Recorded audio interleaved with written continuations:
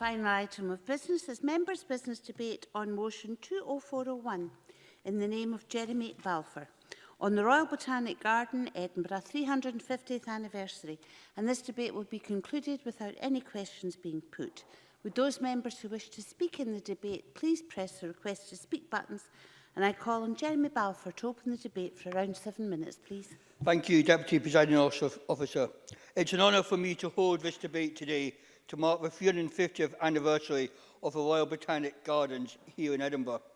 I'm delighted that Paula Bushell and Susie Huggins from the Royal Botanic Gardens are able to join us this evening in the Visitors Gallery. Over the last 10 days, special events sponsored and supported by MSPs have been taking place here in the Scottish Parliament to mark this very special anniversary.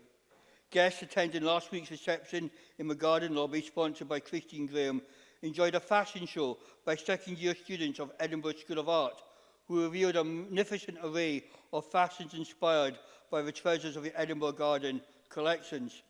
There was also an opportunity to meet teams from across all the organisation's divisions at the reception and at the exhibition stand, sponsored by Ben McPherson. Tonight, members' business is a chance for MSPs to discuss the Royal Botanic Gardens' achievements and to acknowledge its efforts to highlight the growing need to protect the world's plants and the global challenges of climate change and biodiversity loss. My memories of the Royal Botanic Garden in Edinburgh go back to childhood, when at the age of 6 or 7, me and my brother used to run magically around the garden and pretend to be Tarzan in the jungle when we entered the glass houses. Whatever the weather outside, I visited the garden in the snow and even sometimes in the sunshine. It's always warm in the glass houses. Home more to 8,000 exotic plants, and around the world, each of the 10 public glass houses has something unique and interesting to see. For me to visit the garden always provides a sense of wonder, never more so than when I visited the garden this December with my family for Christmas in the Botanics. The illuminated trail through the gardens, followed by toasted marshmallows round the fire pit, was magical. In addition to being a life-enhancing experience, these types of events introduce new visitors to the gardens. If you have the opportunity, I would encourage you to attend one of the many events taking place to mark the 350th anniversary. Some, like the Big Botanic's birthday party in June, are free, and I know you will not be disappointed. With many people visiting the Royal Botanic Garden in Edinburgh for the first time might not know it's pioneering research taking place. Today, the Royal Botanic Garden in Edinburgh ranks as one of the top 4 botanic gardens in the world, working in partnership with more than 35 countries on research projects. Its scientists discover and describe an average of 1 plant species new to science every week. Each year, its 4 gardens in Scotland attract over 1 million visitors, and its education programme reached 12,000 students around the globe. Last year, in 2019, visitors from 42 countries visited the Botanics, and there is no doubt to the people of Edinburgh and Scotland that the Botanics is a national treasure. People visit the gardens for a number of reasons. Increasingly, people in Edinburgh are seeking out a peaceful haven in the centre of the capital, a calming green space that provides a sense of well-being. 12% of visitors to the garden say that they have a long-standing health problem or disability. 2/3 of these have a mobility issue, and 1/5 a mental health issue. As part of the 350th celebrations, a garden of tranquility is being created for people who live with dementia, their friends, families and carers, to provide a safe, peaceful and sensory space. Last year, I had the privilege of visiting the garden in Edinburgh to discuss the plan to introduce a change-in-place toilet as part of the Edinburgh Biomes project, a subject I've been working on, where we will have a specialist toilet that allows people with multiple learning or physical disabilities, their carers and families to be able to access activities and resources in the garden that the rest of us take for granted. Royal Botanic Gardens' origins are grounded in health and well-being. Founded in 1670s by Doctors Andrew Balfour, no relationship, and Robert Sibbard, the Royal Botanic Garden started as a small garden near the Palace of Holyrood, with the purpose of supplying fresh plants for medical prescriptions and to teach botany to students at Edinburgh University. Quickly outgrowing its limited plot of Holyrood, the garden moved to its second site at Trinity Hospital in 1675, where Waverley Station now stands. In 1699, the garden received a royal warrant, and in 1763 reallocated it once again to what is now Leaf Walk, then outward in 1820, 200 years ago, to Inverleith, where it is located today. Today, the garden's collections include its internationally important living collection of 13,500 plant species, its world-renowned herbarium, which contains 3 million preserved plant specimens, and a highly acclaimed library and archive. And as we read and watch reports of the devastating fires in Australia, we recognise never has the work of the garden been more important than now. We live in unprecedented times. We face challenge of climate emergency, increasing biodiversity loss, and the need for sustainability. The global climate emergency poses a threat to people and our planet, and it's crucial time that people stand up and give us the evidence of the impact, action to change things, and enhancement of biodiversity through rescue and translocation of rare species. I think importantly, it also gives us a positive message that things can change and people are doing things about it. I am looking ahead to the next 350 years. I have no doubt that the Royal Botanic Garden in Edinburgh will continue to be a national treasure, providing enjoyment to not only those in Edinburgh, but those from further afield as well. Millions of visitors to the gardens, and hope that the optimism that we can find solutions to protect the world's plants as we face the global challenges of a climate crisis ahead of us. These challenges will provide the focus of this organisation's efforts, not only for our city, our country, our continent, but for the whole world. And I'm sure you, along with everyone in this chamber, would wish it a happy birthday for its 350th year. Thank you.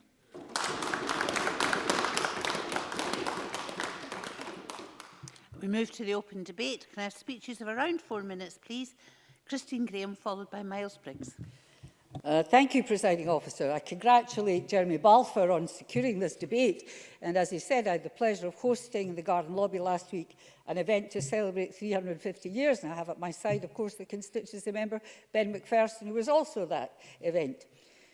During my lifetime, I've seen us all become more and more aware of the importance of plant science, not only for nutrition and for medical purposes, and notwithstanding what Donald Trump says, to deal with climate change, already mentioned, in the nature of plants, which, for example, can survive extremes of weather. This I know the Royal Botanical Gardens is engaged in with its scientists. Another importance is the preservation of the existing diversity of plants and trees, and indeed discovery and safekeeping of new species of those. One is only to see the tragic loss of forests in the Australian bushfires, the destruction of habitats as well as the wildlife which exists on it, to know there's a huge role for Royal Botanical Society in assisting with regeneration. Perhaps out of the horrors of the droughts, the flash floods, the bushfires, and our own Scottish warming climate comes an increased awareness and duty to protect and preserve this planet for generations to come, and we must start with our flora. Which brings me to Doik Botanical Garden in my constituency, one of 3, as it were, outreach gardens of the Royal Botanical Garden in Edinburgh, others being Benmore and Logan, and I visited them all. But as you would expect, Presiding Officer, I'll focus on Doik. How to get there? Simply aim for Peebles, then Stobo, and you can't miss it. This 65-acre, 5-star garden is renowned for its seasonal displays, which you can feast your eyes and senses on as you walk the many woodland paths. Starting with the snowdrops, galanthus just coming into bloom now, Moving on to carpeting bluebells and the stunning varieties of rhododendrons and azaleas in May and June, which, with the space to grow unimpeded by our garden secateurs, are breathtaking. All kept shipshape by a small army of gardeners, including 13 registered volunteers. It's also famed for its blue poppies, Meconopsis, then perhaps the pièce de résistance, at least for me, stunning autumn colour. Spring, summer, autumn, winter, rain, cloud or shine. If you're feeling down in the dumps, up to high dough, and when don't we all sometimes, then take a walk along its meandering paths at any time. Even in the rain, the trees are awesome. Take detours. Then have a bit of cake and coffee in the tea room, and it'll have done you a power of good. My promise. Indeed, 37,000 visitors a year can't be wrong. You see, gardens, small but perfectly formed like my urban garden, or magnificent like Doik, are also places to regenerate, as Jeremy Balfour's already mentioned, reflect, to put behind you life's stresses and troubles. To that end, the 4 botanical gardens have signed up to silent space, green calming places, as that antidote. I therefore cannot commend Doik enough. Indeed, it's time I went back there again and took my own counsel to enjoy those trees, the quiet, and then have that coffee and cake. It is, of course, famous for its arboretum, one of the largest gardens in Britain with its range of trees. So, apart from my lyricism over the seasonal beauty, there is a scientific side. It has, as I've said, one of the finest tree collections in Scotland, including some of Britain's oldest trees, dating back to 1680. Just think of that. In 1680, Rob Roy MacGregor was 9. It was the age of the Covenanters, and then the Jacobites. 1682, the Presbyterians became a movement. Scotland was in religious and regal war. In 1685, Charles II died, embracing Catholicism on his deathbed. William of Orange eventually becomes king. And although Bonnie Dundee, John Graham of Claverhouse, and he is a relation of mine way back, very distant, won the Battle of Killiecrankie, he died on the field.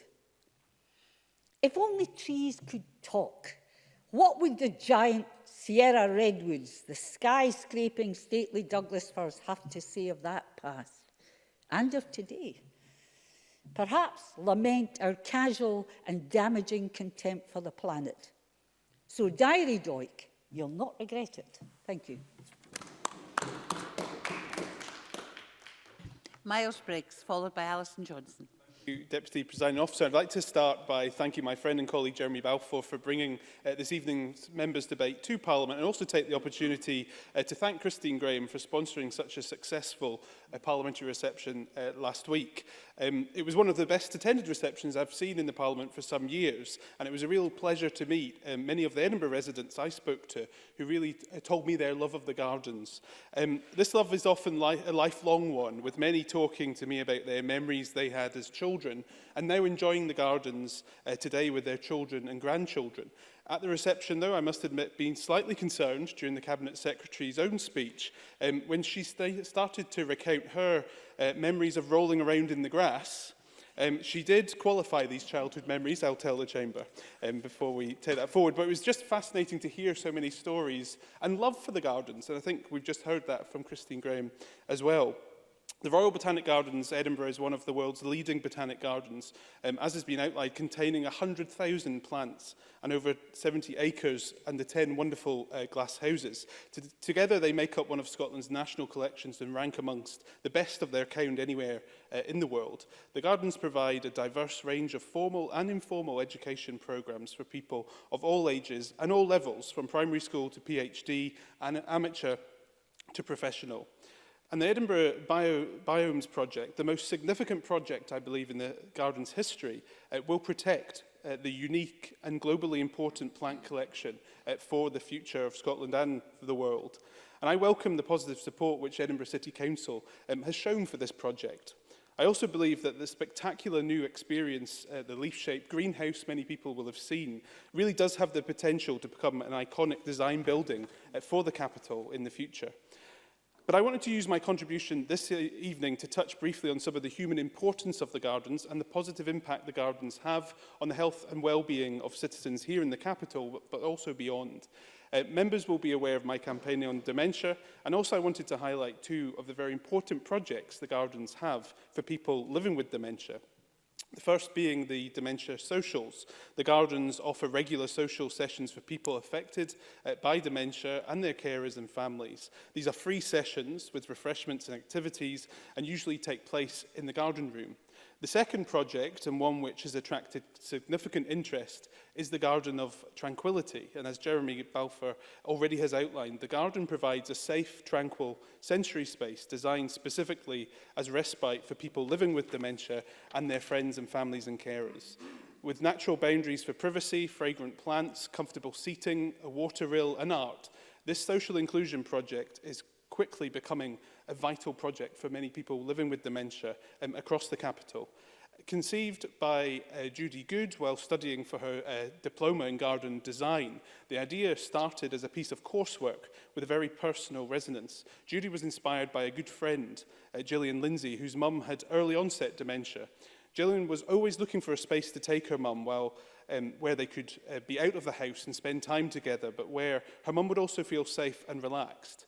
And it can be very difficult, as many people know. There's not many spaces here in the capital, in Edinburgh, and the surrounding area, where this need can actually be met. The garden, therefore, created with this very idea in mind, a place for people to spend time together, to reminisce, and to be peaceful and happy in the moment. Such a huge part of the garden's own history, and the Botanic Garden's 350 years of history, has been about therapeutic and restorative work. And I see a huge, immense value in the garden there, which this brings to many families and individuals living with dementia. Recent visitor and membership surveys have also highlighted the impact the gardens have on the personal health and well-being of citizens across the city and beyond. But to conclude, Deputy Presiding Officer, this evening's debate, I think, has presented us with a wonderful opportunity to celebrate 350 years of the Botanic Gardens. But perhaps most importantly is for us to look to the future, as the Gardens is doing. This is best summed up, I believe, in the words of the new chair of the Board of Trustees at the Gardens, Dominic Fry, who stated last week at the parliamentary reception, something which has been with me all week since that reception, that all life on Earth depends on plants. And today, 1 in 5 plant species are under threat. That should concern all of us and rededicate all of us to support the vital work of the Botanic Gardens now and also in the future. Thank you. Alison Johnson, followed by Stuart Stevenson. Thank you, Presiding Officer. I'm very grateful for this opportunity to speak about the Royal Botanic Gardens. Thank Jeremy Balfour for that. Gardens which have brought such joy, inspiration and wonder to the people of Edinburgh and many others. Given growing concerns about urban creep and the loss of green space to development, it should be celebrated that we've such a marvellous space in our capital city dedicated to nature and plant life. And I too would like to extend my sincere congratulations to all of those involved with the garden, and I wish them another 350 years of success at the very least. I think Jeremy Balfour has done a good job outlining the ways Parliament is rightly marking and celebrating the contribution of the Botanics, as they are known here, to those of us who are fortunate enough to live in Edinburgh. The Botanics are constantly listed as one of the top tourist destinations in Edinburgh, but its value isn't just limited to entertainment. It's an important educational and conservational site venue, which engages in work around tackling climate change and the loss of biodiversity. From hosting events and lectures and delivering courses to teaching children and young people about the natural environment, the Botanics engage people with nature, and they foster a real connection and a sense of ownership in people with regards to Scotland's fauna and flora. There is much to be learned at the Botanics. Their programmes focus on topics ranging from the expressive arts to health and well-being, you know, a subject that is gaining the recognition it really deserves, and even maths. More importantly, they instil in people an appreciation for nature and all it has to offer. And we shouldn't underestimate the importance of early education for future generations who will have to deal with even more serious consequences of climate change than we in this chamber will ever face. The garden offers learning programmes to which the science of plants, structure and function and the importance of their biodiversity and conservation are core. And I have no doubt that arming our young people with this information will help them to prepare for the challenging, the difficult road ahead. And alongside their education programmes, the garden takes part in groundbreaking research, as we've heard. It has published world-leading research since the 17th century and established collections of plants from around the globe which serve as essential resources for conservation. In the last 12 months alone, botanists have been cultivating specimens within specialist research facilities in Scotland and have formally recognised 65 new species of plants. Research conducted by the Royal Botanic Garden in conjunction with China's Kunming Institute of Botany and the Columbus State University in the United States also recently revealed that several species of iconic Himalayan poppies could soon be threatened as climate change restricts them to ever smaller mountain sanctuaries. Discoveries such as these are crucial in the fight to limit the impact of climate change on ecosystems, and the work of the Botanics is ensuring that Scotland is at the forefront of this endeavour. We're benefiting from this work in Scotland too. RBGE has been collaborating with Scottish Natural Heritage to save the rare and endangered alpine blue sow thistle, which you may have seen on the news recently. It's thought that the plant's distribution in Scotland may have been wider in the past, but has been reduced by grazing, and the species is identified in the Scottish Government's biodiversity route map to 2020 as a target for conservation action. This is a key example of how the garden is crucial to our efforts to improve Scotland's biodiversity and preserve its natural landscapes. It's also contributing to work on food sustainability. The Edible Garden project is based at RBGE, and it aims to teach people the skills and knowledge they need to grow their own food. It's targeted at those who may be interested but don't know where to start. Getting people more involved in how their food is grown is a great way of raising awareness of the damage food production is currently inflicting on the environment, while emphasising the benefits of locally grown produce.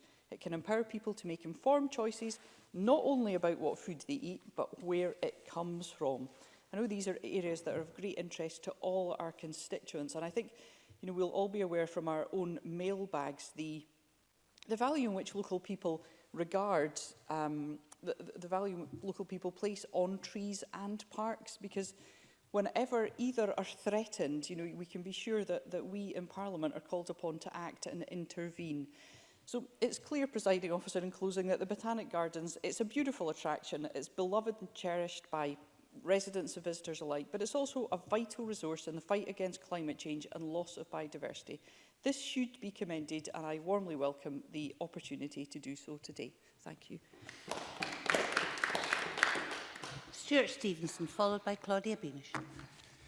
Thank you, Presiding Officer, and I thank Jeremy Balfour, as others have, for the opportunity to recognise the Royal Botanic's 350th anniversary and to talk about the work it's done to protect biodiversity and provide solutions in a changing world. Jeremy Balfour referred to the founders, Balfour and Sibbald, who wanted to study plants for medicinal purposes. And of course, Edinburgh was very much, particularly in the early thousands, the centre of medical research in Europe. 350 years after its foundation, the Royal Botanics continues to be a national and international treasure, attracting over 1 million visitors annually. And over the weekend, my intern, Irene Wu, who has helpfully provided my speaking notes, chose to visit the Botanics in only her second week in Edinburgh. So it got up her agenda, and she was astonished, she tells me, by the greenery of it all and the diverse plant life that she saw. Very different, I think, from the quite arid climate in California to which she is more naturally accustomed. The beauty is well deserving of appreciation, but more to the point is the mission to science, conservation and education, to which various others have referred. They should be highly praised, as well as that being a large part of their focus. We praise also their accelerating species discovery. Jeremy Balfour and Alison Johnson referred to the new plants. I think they gave slightly different numbers. I've got a third version of the numbers, but we all acknowledge there's a lot of them being found.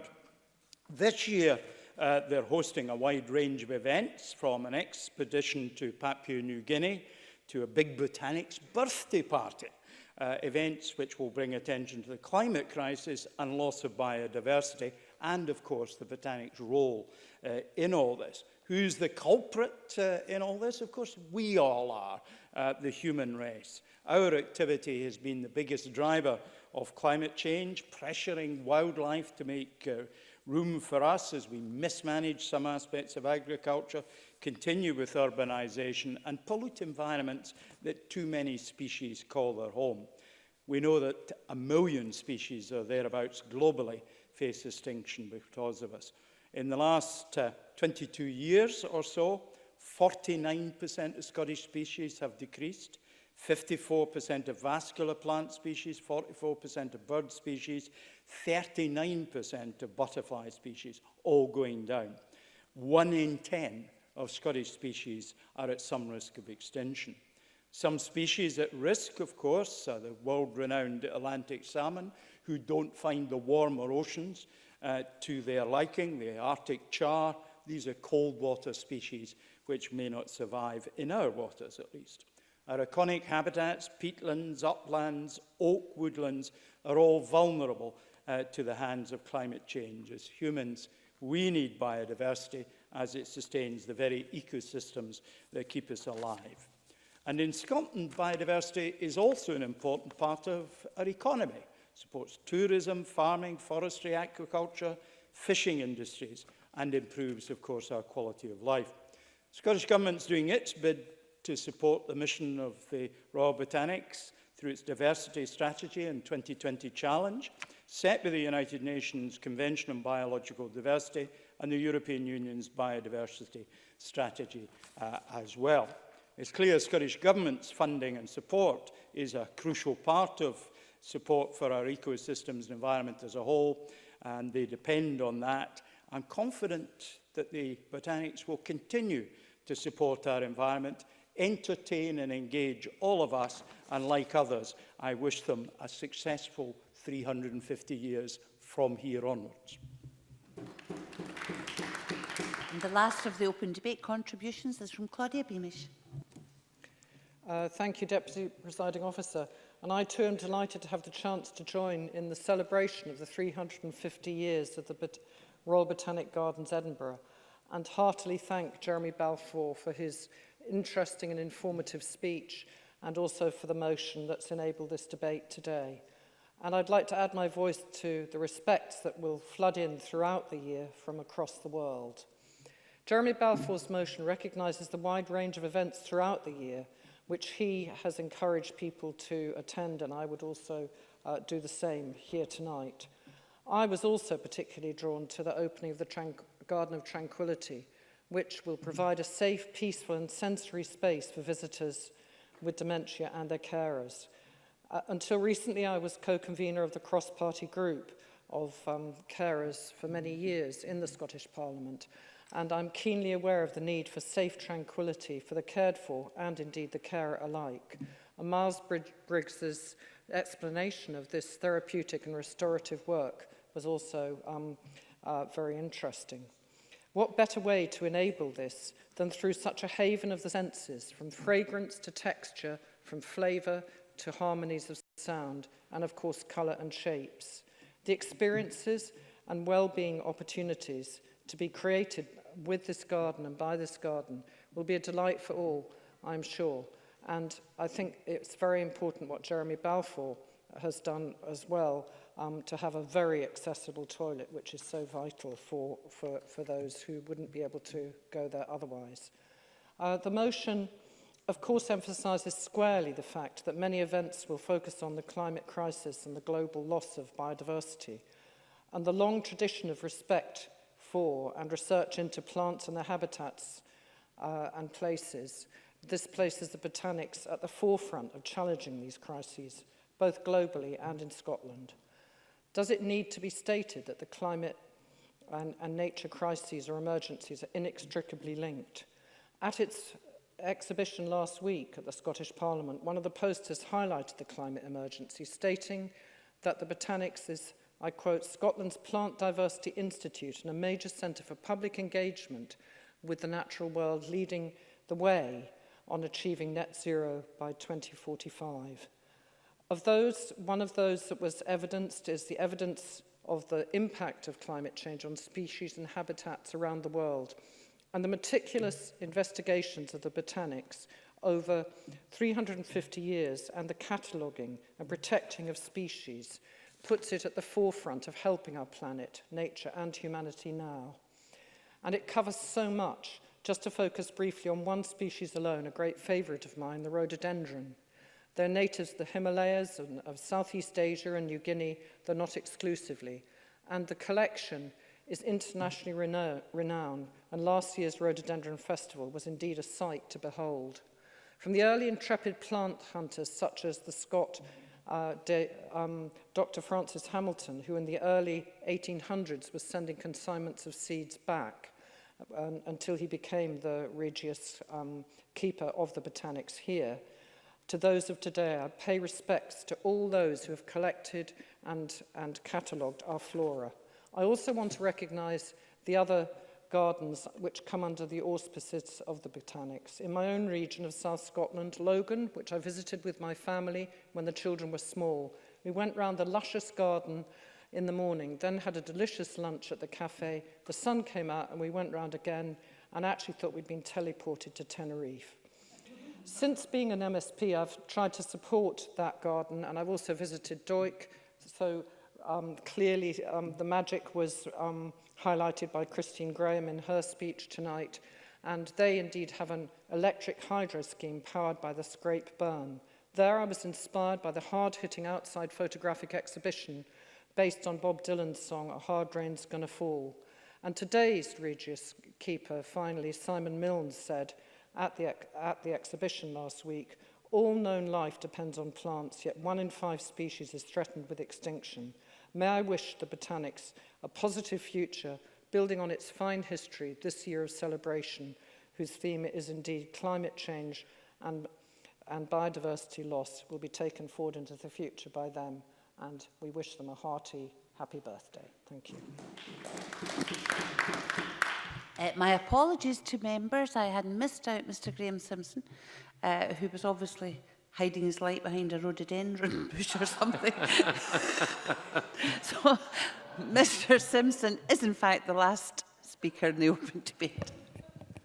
Well, I could indeed do that, Deputy Presiding Officer. We do have a large rhododendron in our garden. You're welcome to visit any time to see it, of course. I wasn't planning on speaking in this debate, but I really couldn't help myself because I just wanted to say how I feel about the Botanic Garden in Edinburgh, and indeed all the Botanic Gardens in Scotland, all of which I've visited. If I can go back to my childhood, as a 5-year-old boy, we lived in Edinburgh and we were regularly taken to the Botanics. I don't recall rolling around anywhere at the time, but we certainly did enjoy it. And coming back here as an adult, I've got a renewed appreciation, I think, for all that it offers.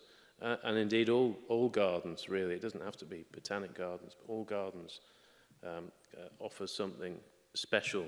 And what they give you is A, an appreciation of nature, B, that sense of well-being if you walk around a garden. I think it aids your physical and mental health. People have mentioned the Garden of Tranquility in Edinburgh. I haven't seen that bit myself, but I'm definitely going to check that out because that sounds very, very impressive. I went to the reception last week and I heard Christine Graham spoke very powerfully at that. My wife had sent me to get some free samples. I didn't get any free samples, but I did get to make some hand cream, and took it home, and she loves it. Telling me I need to go into business, but sadly for Mrs. Simpson, I've forgotten the recipe.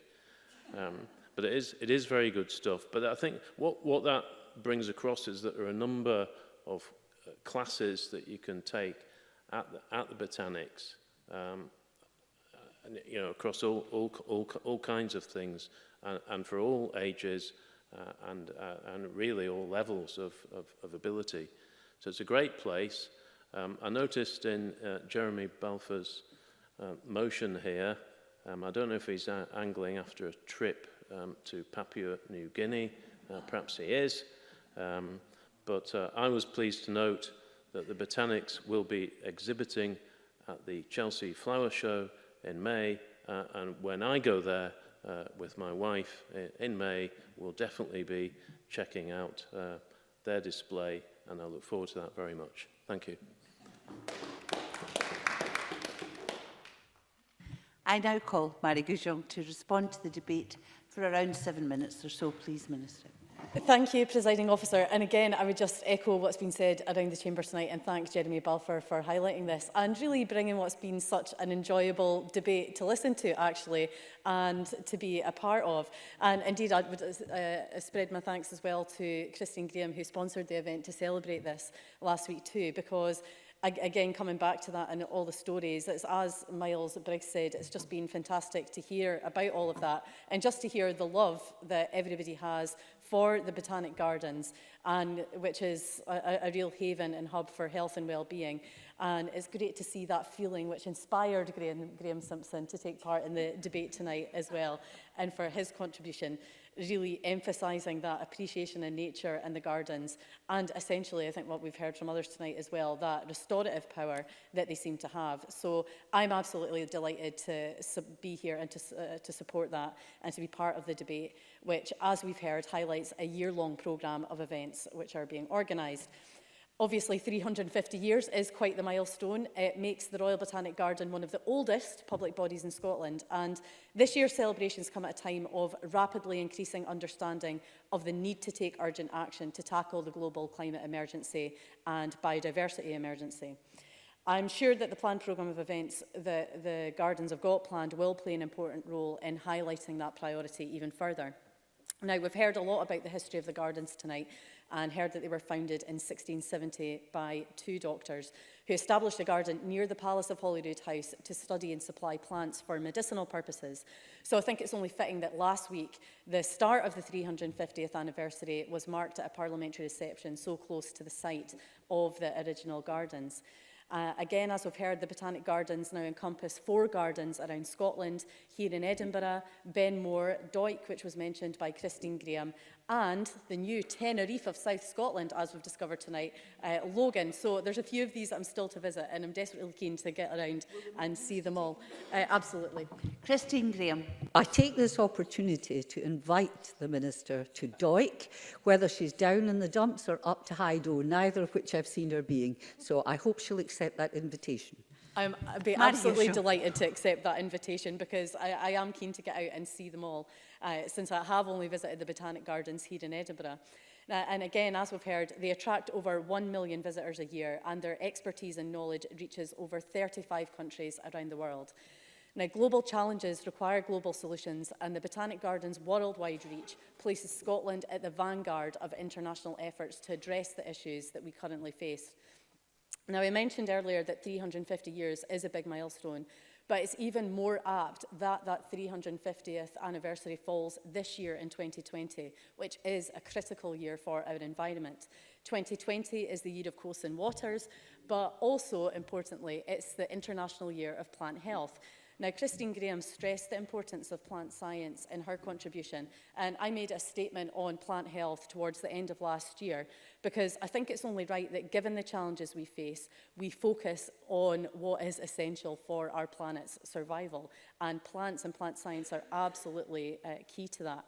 Global progress is required to tackle the interlinked challenges of climate change and biodiversity loss. And Claudia Beamish again highlighted that vitally important point, because these crises that we face aren't separate to one another, they are intrinsically linked. Now, world leaders will come together to discuss how to tackle climate change when we host COP26 in Glasgow, which follows hot on the heels of the biodiversity COP15 in Kunming, China, where I know the Botanics already have fruitful partnerships. And we'll also be hosting our own international thematic workshop on biodiversity at the Botanic Gardens, inviting delegates from around the world to help influence the post-2020 international framework for biodiversity. Now, Stuart Stevenson and others talked about the importance of the work of the Botanic Gardens on biodiversity, because I think he put it really well when he said that it sustains the ecosystem that keeps us alive. Scotland was one of the first countries to acknowledge that the world is facing a climate emergency, and we are leading by example with the most stringent climate legislation of any country in the world. Now, through innovative plant science and conservation, the Royal Botanic Garden Edinburgh places Scotland at the forefront of international efforts to respond to the climate change crisis and increasing biodiversity loss. For example, their National Botanical Collection is used as a conservation, scientific and cultural heritage resource, both here in Scotland and abroad, to directly respond to both challenges. Their plant health programme is one of the most rigorous in the world, playing a growing role in protecting Scotland's natural environment, horticulture and agricultural sectors from the growing climate-related threat of emerging pests and pathogens. And that's particularly relevant for the Year of Plant Health, and will celebrate the benefits of healthy plants. But again, as we've heard tonight, the gardens mean different things to different people. Many visit the beautiful collections to enjoy the peace and tranquility. And as we've also heard, even for the sheer fun, like Jeremy Tarzan Balfour over there on my left. And I would say that was my last experience of the gardens too, because I actually had the chance to escape Parliament one day to visit the Botanic Gardens, to visit their Titan Arum, I think. I'm sure I'll be corrected if I've pronounced that wrongly, because if you don't know what that is, then I would really urge you to Google it, because you actually can't believe something like this plant is actually real and exists on Earth. And I think it's in West Sumatra, I believe, but it looks like a plant that survived the time of the dinosaurs, and it's also called the corpse flower because of the delightful odour it's known to emit when it flowers. And it only flowers once every few years, and it does so for only, it can just be several days that it takes. So I got an emergency phone call one day when I was in Parliament that I should go over and see it. So I'm so glad I had that opportunity, because it really was incredible. But of course, others who go to the gardens benefit from their scientific expertise through the diverse range of education programmes and research resources on offer, from primary school to PhD, amateur or professional. And as Alison Johnson highlighted, these are vital because they are engaging people with nature. Their work and impact goes well beyond the traditional aspects of plant research and engagement, including health and well-being of individuals and communities from Scotland to Nepal, directly contributing to sustainable economic development, food security, upskilling, and doing an enormous amount to enhance Scotland's place and influence in the world. And I also wanted to follow on from Jeremy Balfour's contribution and put a focus on the Garden of Tranquility, which is an important initiative and further strengthens the Botanic Gardens' well-being, social inclusion and community engagement work. The project builds on the Botanic Gardens' existing community support work, including its programme of community gardening, cooking and other initiatives. And last year, around 2,500 people took part. Now, we all know about the health benefits from using our outdoor spaces, so initiatives like that have an absolutely massive impact. And again, that was something that was highlighted by Miles Briggs. The programme planned across 2020 includes a diverse range of events, celebrations, exhibitions, concerts, debates and lectures, each one designed to be accessible and appealing to as wide an audience as possible. And they will stretch across each of the Botanic Gardens' 4 locations. So I would encourage everyone here and out with this building to take a closer look at what's on offer, because there will be something for everyone. So in drawing to a close, I would just simply say that I'm grateful for the chance we've had to put a focus on the sheer depth and breadth of work that the Botanic Gardens do, because there are so many facets to its work, whether that's conservation, whether it's education, biodiversity, science, tourism, health and well-being. That's 350 years worth of experience and one of the richest plant collections on Earth and a world-class scientific institute. Attributes which are well deserving of celebration and something of which we should be hugely proud. Thank you. That concludes the debate and this meeting is closed.